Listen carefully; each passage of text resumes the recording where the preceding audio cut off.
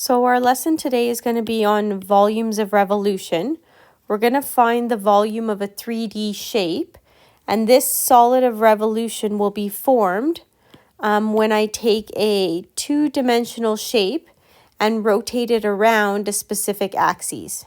Okay, now we're going to look at the section on the left. This section is bounded by A and B, so we're looking at this section of red above the x-axis, and then we're going to take this section in red and rotate it around the x-axis. And when I rotate it around the x-axis, I get the solid of revolution that is formed on the right. So this is like my two-dimensional graph, and it turns into this three-dimensional solid. Now I'm interested in the volume of this solid. So I'm interested in the volume of the solid. So what we do is we kind of break up the solid into these discs. And these discs are kind of like coins. Now what I'm going to do is I'm going to take the thickness of the disc to be like my dx. And I'm going to assume that the dx gets smaller and smaller and smaller. And when I add up all these discs, I've got the volume of the entire 3D solid. So what I want to do is I want to find the volume of one of those discs. And the volume of the disc is normally, it's kind of like a cylinder. So it's pi r squared times the height. But I'm kind of taking the height to be the thickness of the disc, which is like the dx that will come into the formula later on. So I'm primarily focusing on the pi r squared. So in this case, my radius, when I look at my two-dimensional solid, the radius of the disc will be the distance from the x-axis to my function, which is labeled y equals f of x. So this radius in purple is the distance f of x.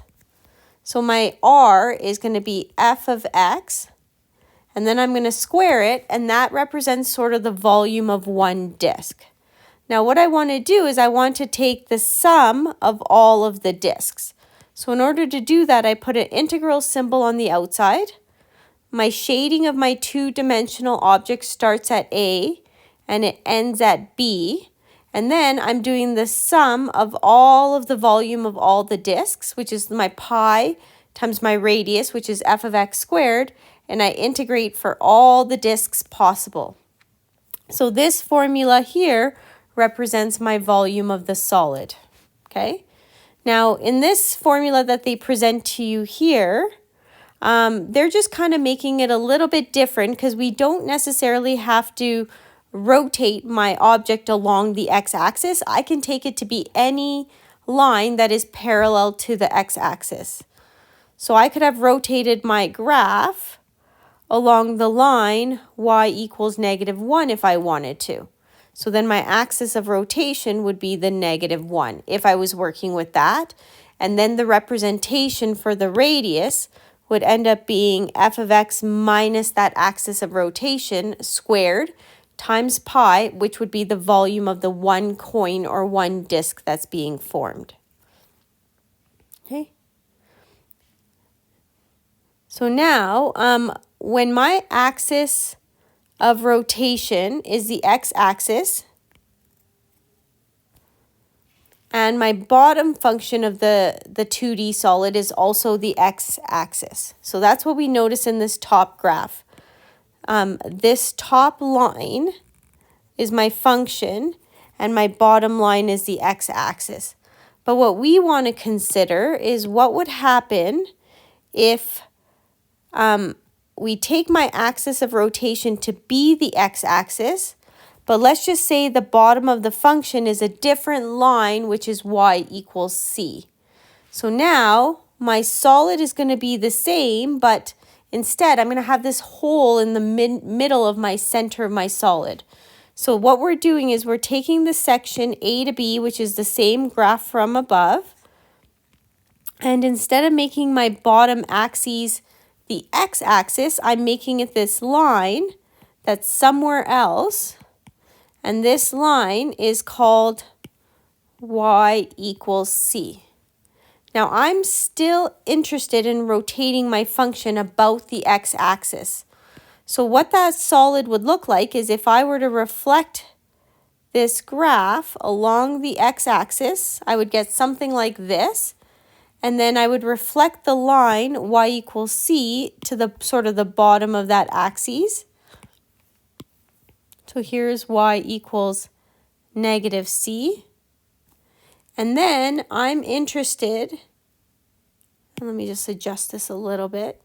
I'm interested in rotating that red section around the x-axis. So here's my A, here's my B, here's my line y equals c. And so there's the solid that will be formed when you rotate that around the x-axis. Now if I take sort of a section in here, that section sort of represents shading here, but the middle is empty. So when I look at the disk that's being formed, the disk that's being formed has a center in the middle of it that's kind of cut out, kind of like a donut from Tim Hortons. Okay, one of those chocolate dip donuts.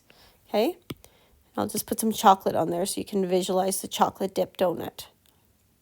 Okay, so that's my red shaded area represented on this little donut. So now the center line of this is still the x-axis, and I want to find the volume of one of these disks. So what I need to do is I'm going to take the volume of the entire coin or disk, pretend it's a Boston cream donut from Timmy's, and I'm going to take the volume of this coin. So the volume of the coin would be pi r squared, but in this case my radius ends up being the distance from the center to the highest point, and in my scenario my radius would be this distance right here. So that distance would be f of x minus my axis of rotation, which is just the x-axis. So my r in this case would be the blue, which is my f of x squared. So that's going to be the volume of this entire disk. Now what I'm going to do is I'm going to subtract off the volume of the smaller coin that it kind of makes along with the x-axis. So that would be the center piece here. And I'm going to find the volume of that. And then I'm going to subtract those together.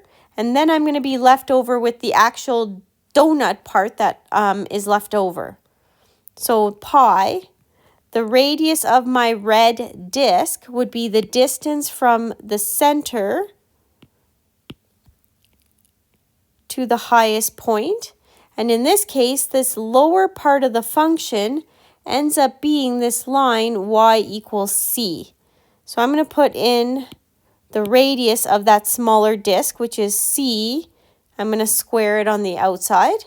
And then what's going to be left over is my chocolate dip donut and the volume of one of those disks, one chocolate donut. I consider it that way. So then that will give me the volume of one piece.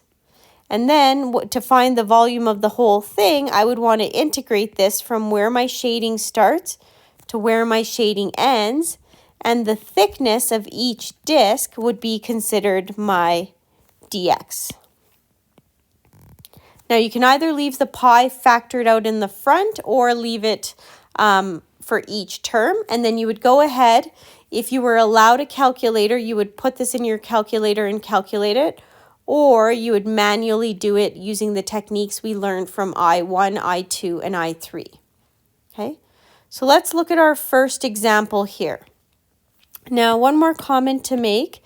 If my axis of rotation is the x-axis or parallel to the x-axis, we want to write our integral in terms of x with respect to x, so we would have a dx in there.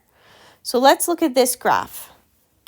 This example gives me y equals x squared, which I'm going to draw that function in orange. So pretend this diagram wasn't drawn out.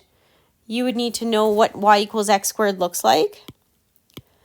Then I'm going to sketch out the function y equals x plus 2, which is this purple line. It has a y-intercept of -2 and an x-intercept of +2, and then I connect the dots and form this line. Now I'm interested in the solid that's formed, or well, I guess the area that's formed between the two shapes. So that's my two-dimensional diagram. Now what I want to do is I want to rotate this gray area about the x-axis. So now what we need to do is, if you visually want to see what's happening to this area, I might not be super great at drawing it, but I'm going to reflect the orange graph to be a reflection in the x-axis. And I'm also going to reflect the purple graph along the x-axis just so I can visualize that shape on the other side. So there's my gray area again.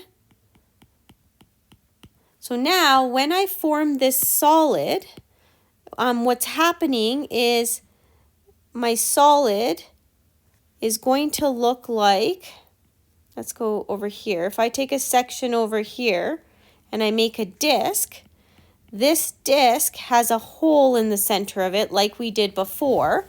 So my disc is actually a donut or a washer. So I want to find the area, or I guess the volume of one of these donuts or discs, and then do all of them by doing the integral. So this is my x-axis. I want to find the volume of that blue donut or blue disc, which is like a washer. So my integral will start at, where does the shading start for the gray area on the x-axis? It starts at -1. And where does the shading end on the x-axis? It ends at +2. So those are my bounds. Now the area of the outer piece of that donut would be pi times this red section here, which is the distance from the center to the highest function that I have here, which in this case would be the center to my line. So my outer radius would be the x plus 2 squared function, because that's kind of on the outer part of my disk. And I'm going to square it sort of like my pi r squared. So let's get rid of this extra bracket and move this over. There's my area of my disk or my coin, pretending that the quadratic function is not there. Now I need to subtract off the distance between the center to the lower radius of this disk. So my area is pi. My radius is going to be this green function, which is sort of represented on the diagram by this distance. And that distance is off the parabola, which is x squared, excuse me, all squared. So I do my outer area minus my inner area, and I guess you can consider it volume. And then we take the volume of the disk, which we consider to be dx. So that would be a representation of the integral that I need to solve when I am working through this problem. So if I was going to do this manually, I would expand everything out. So, and I do have an answer key handy that I'll post on D2L, but for right now, we'll just work it out. So this would be pi times x squared plus 4x plus 4. Okay, and it might actually be easier if we took this pi to be completely outside the integral. So you can either have it on the complete outside, or you do what we had before and put it back on the inside. So whichever one is your preference, minus this second function turns into x to the power of 4. So this would be pi x to the 4th. And then I'm still integrating with respect to dx. And my integral would go from -1 to +2. So I'm just going to be integrating piece by piece.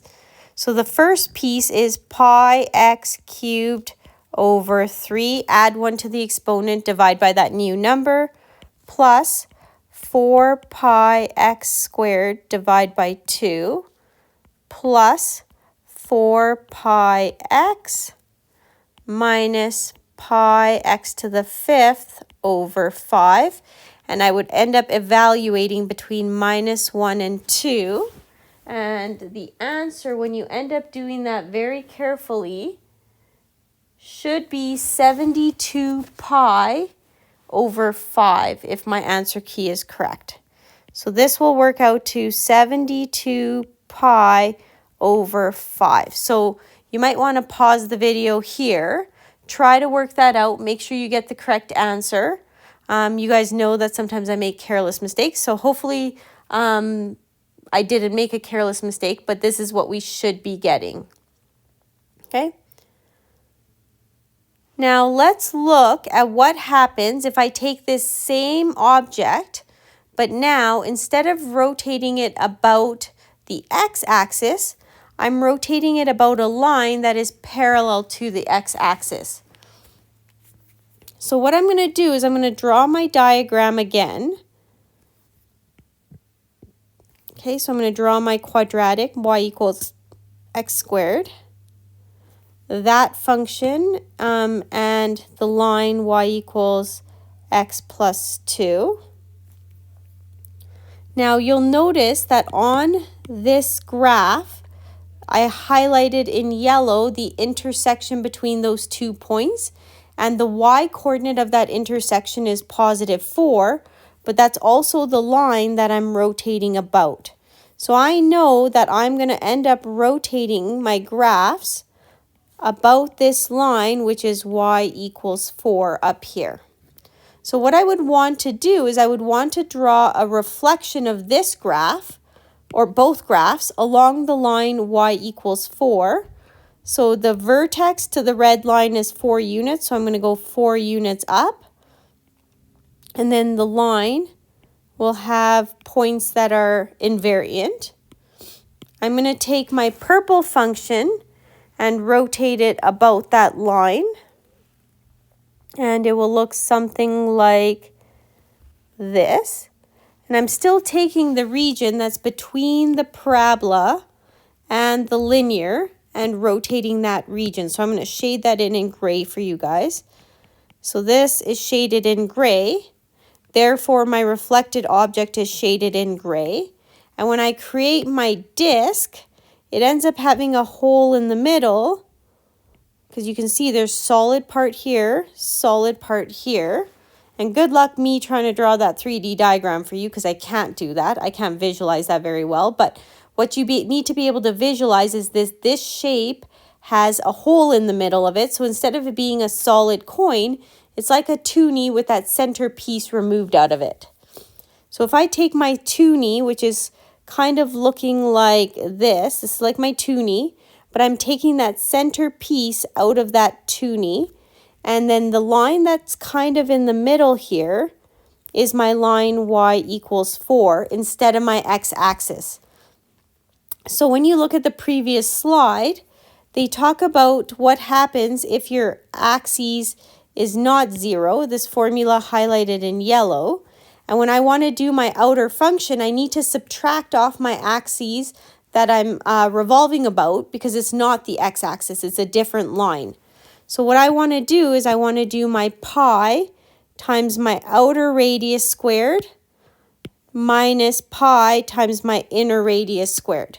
So let's set that up. This time around, instead of putting the pi to both pieces, I'm going to leave the pi on the outside, and I'm going to do the area subtracted. So we need to know, where does the shading start, which is this big black dot, and where does the shading end? And they're starting and ending on those intersection points between the two graphs, which again are between -1 and +2. So there's my integral set up. I need to do my outer radius of the function, which is the purple. So my outer radius is the top part, the very top of my graph is sitting on top of the parabola. So that's going to be x squared minus my axis of rotation, which is 4, all squared. So that's my outer radius as represented by the purple on the diagram to this diagram right here that I'm pointing to. Now we have to subtract off my inner radius, which is the radius in green. And when I'm doing the green radius, it's connecting with the other function, which is the linear. So when I subtract off my linear, I'm going to have my x plus 2, subtract my axes of rotation, and then square my answer. And this would be integrated with respect to x. Just kind of pull that over so I have room to do the next question.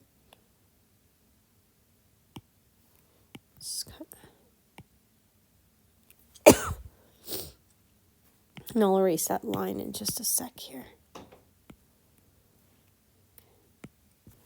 Okay, so that's my integral. Now, just to save time, again, you may want to pause the video here.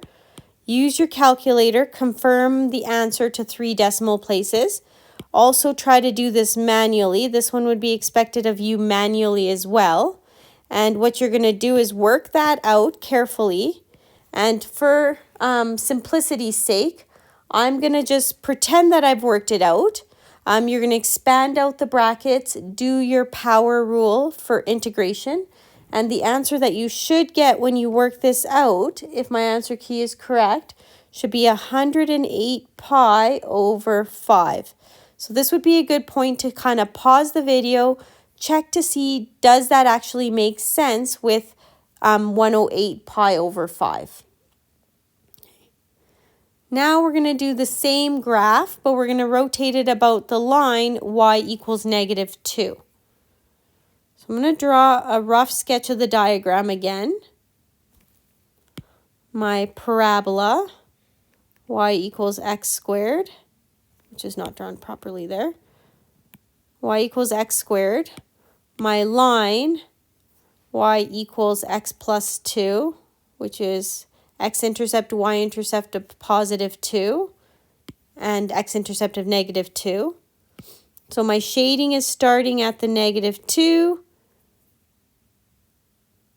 ending at, whoops, I mean not -2, -1. As you can see from the above graphs, that's the point of intersection. It's stopping at 2, and we're taking this gray area. So that's my 2-dimensional solid. Now what I want to do with this 2-dimensional solid is rotate it about the line y equals -2, which is somewhere down here. So this is y equals -2. This is where I'm rotating my graph. So when I draw this solid, what you need to do is draw this solid in relation to that line. So I'm going to reflect this solid about the line y equals -2. So my orange graph is going to maybe look something like this. And my purple will kind of look something like that. And just understand my graphs are definitely not drawn to scale, because the shaded area on the top and the shaded area on the bottom should be exactly the same. And you can see my bottom shaded area is slightly bigger. So I'll try to adjust that a little bit by changing the slope of this line slightly. So in purple, I'm going to make the line a reflection. So that looks a little better. And here's that bottom gray area. Now what I'm doing is that's my shape. Now to visualize it in 3D, you're sort of forming the solid that's coming between those two sections. Again, I have a really hard time visualizing it, so I can't even draw that diagram for you. But what's happening is you're getting sort of a section like this, which forms a washer. And my washer is sort of looking like this. And again, my diagrams are not great at all to help you visualize, but in any case, there's this. There's a really long washer. And then there's the shaded area here. Okay, shaded area here. And the line that goes through the center of this is the line y equals -2, which is my rotation line. So I'm going to draw this same diagram for you as a washer. So if I draw this diagram as a washer for you, there's an outer piece, there's an inner piece, and the line that goes through it is y equals -2. So when I set up my volume, again, I'm going to leave the pi on the outside, -1 to 2, and now I'm doing my outer radius squared, so like my pi r squared minus my inner radius squared, so I'm going to represent them with green and purple again. So my outer radius is the line, because you can see that the top function of this graph is the linear, so it's going to be my x plus 2 minus the line of rotation, which is -2. And then I'm going to square the whole thing. So that's kind of like my first pi r squared minus. And then my other axis of rotation is going to be the inner function, which will be the parabola. So it's going to be x squared minus my line of rotation and squared, and my thickness of each of the washers is dx. Okay, so I'll do one simplifying step for that. Volume equals -1 to 2, and then minus a -2 is +4, so this would be x plus 4 squared minus x squared plus 2 all squared dx. And again, this integral is a simple I2 integral. You can try to use your calculator or work it out by hand.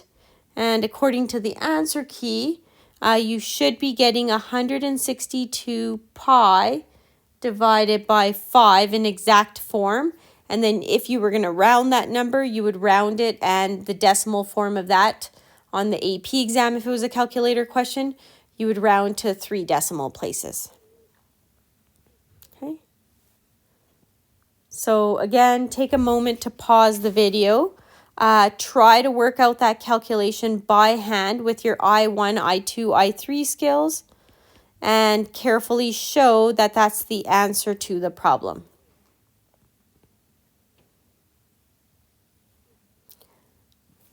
Now, if our axis of rotation is the y-axis instead of the x-axis, or parallel to the y-axis, we need to rewrite our integral in terms of y.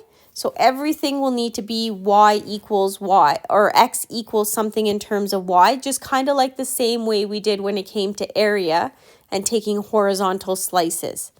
So if I square both sides of this equation, I get x is equal to y squared, and I'll just do that a little bit slower for you.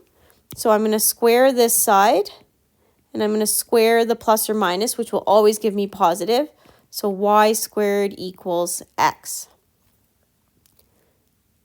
Now if I rearrange this equation for x, I would get x is equal to y plus 2. Now, I could ask you to find the area of the region R, and that would be your I4 outcome that we learned in class. Now, you can imagine that the diagram is not here, and you would need to be able to create this diagram by drawing both functions out from your math skills that you know from before. I'm going to be a bit clever this time and copy these graphs again so I have some accuracy when I work with them. Now this time we want to rotate the solid or the two-dimensional shape along the y-axis. So I'm going to do a reflection of this graph along the y-axis. That is positive 4, so I'm going to go to negative 4. This is at 0, so it stays at 0. This is at positive 1, so it would move to negative 1. So there's my parabola. And this line is going to get rotated along the y-axis, so that line's going to go here and connect through that point right here.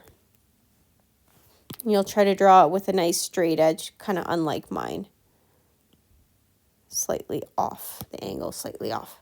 So I'm taking this gray area, rotating it around, and then you have to visualize, well, you don't have to, because obviously I can't even visualize it, but you have to visualize that gray stuff forming a solid, and you're interested in finding the volume of that solid. So when I take a slice this way, you can see that there's solid piece, but there's an opening here, which means I have like an open donut or a washer that I need to consider. So the washer that I'm considering is kind of like this, and the line that goes in the middle in this case is y equals 0 because it's my y-axis. So this time around, it's like my horizontal slices. There's my outer radius. There's my inner radius, and I do my outer minus my inner, but I'm doing the volume of each disk, which is pi r squared. The thickness of each disk this time would be dy. So this thickness is dy, so our integral is going to be with respect to y. Now our shading starts at -1 on the y-axis and ends at positive 2 on the y-axis. So my volume is going to be the integral. I'm going to integrate all of those washers from -1 to 2. And now I need to do my pi r squared, and then my thickness will be dy. So I'm going to leave the pi on the outside, and I'm going to do my outer radius squared minus my inner radius squared. So I'll represent it with a capital and lowercase r. So and I'll do it in the colors that it matches. So my outer radius is the purple on the diagram. My inner radius is the green on the diagram. So my purple radius, when I look at this line right here, this is my linear function. So my line is on the rightmost part of the function. So I'm going to take x minus 2. My axis of rotation is 0, so I can subtract 0, square it, minus my inner rotation is going to be sort of the inner function, which is the parabola, and that is going to be y squared all squared. And I made a mistake here. We need to rewrite this in terms of y's. So this should have been a y plus 2 all squared coming from this step in purple and that step in green. Now when you do that, you carefully work that out, and you can use your normal I1, I2, I3 skills. This should give us 72 pi over 5. So this would be a good spot to pause the video to make sure that you're getting the answer that's matching with the answer that you're supposed to be getting. Now, same thing on this diagram. I'm rotating the solid about the line x equals 4, which is this line right here. Now I want to rotate the solid. Again, for me personally, I find it really difficult to draw this diagram for you, the 3D solid, because I can't visualize it at all. But what we're doing is we're rotating the solid about the axes, and I think my graph is off a little bit. So my vertex is 4 units away from the line, so 7, 8. So there's going to be my new vertex, and then that's going to be an invariant point. The intersection will be invariant. Okay, And then we draw our line reflected about that. And so my line would be going through that point, but also intersecting at,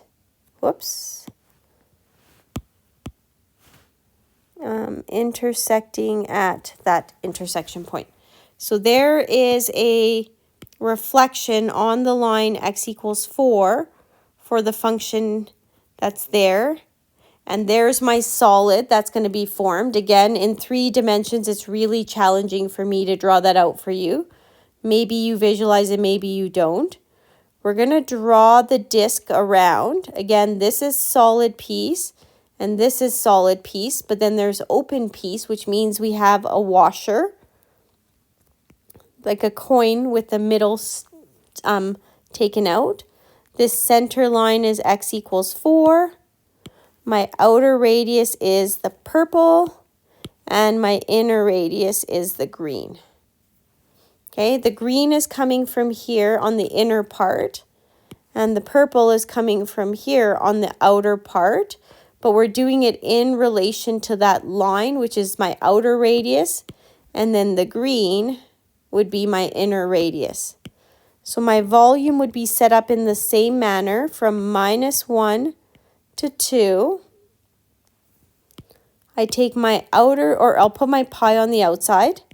The thickness of each disk will be my dy, and then I'm going to do my capital R squared minus my lowercase r squared relating to the outer and inner radius.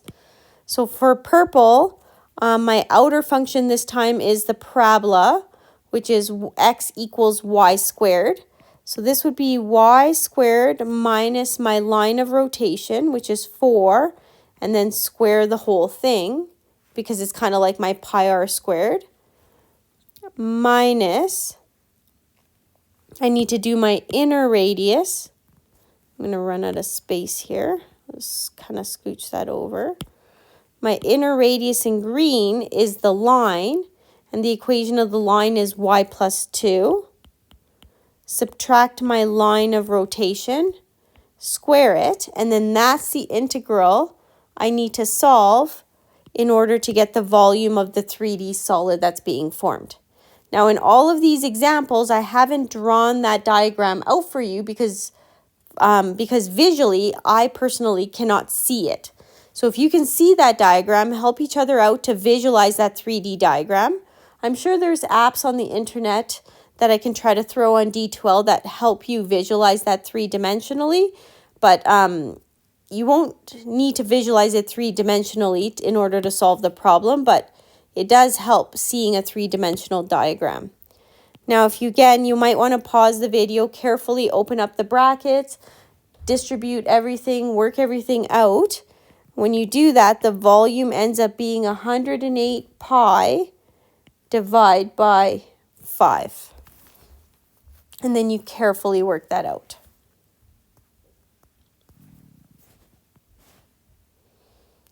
We're going to do one more example in the lesson, and then you will have time to work on actually practicing these skills.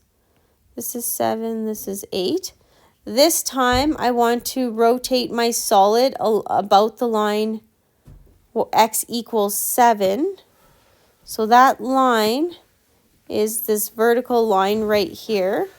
So what I want to do is I want to do a reflection of this graph about that line, which will kind of go off my paper here. And then it will reflect kind of like this. And again, it's cut off.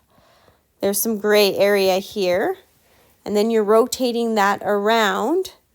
So you get the disc, which is in the shape of a washer. Here's solid piece. Here's solid piece. And we're finding the volume of each washer and then summing that up for all the washers that we have. The thickness of this washer is dy, which will be already in my integral for us. So my volume will be the integral from -1 to 2. Again, I'm going to leave the pi on the outside. My outer radius is going to be in purple. The outermost part of my function will be landing on the parabola, which is y squared, minus my line of rotation. So this line of rotation was x equals 7. So I'm going to subtract 7, square the whole thing, minus my inner radius is going to be touching along this line in relation to that. So it's going to be the y plus 2 minus my 7 all squared. And then again, the thickness of this washer is dy. And when I integrate all of that and you work that out by hand carefully, you get 243 over 5 and then your pi on the outside. So again, you may want to pause the video, take a look at working that integral out by hand, verifying your work on the calculator, and you should get 243 pi over 5. So this would be a good time to practice the sheet that says day 62 homework.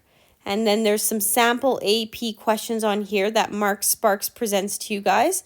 You can keep scrolling down, and the end of the lesson for today would end on page 644. So there's 1 example, 2 examples, 3 examples, 4 examples for you to try relating to today's lesson.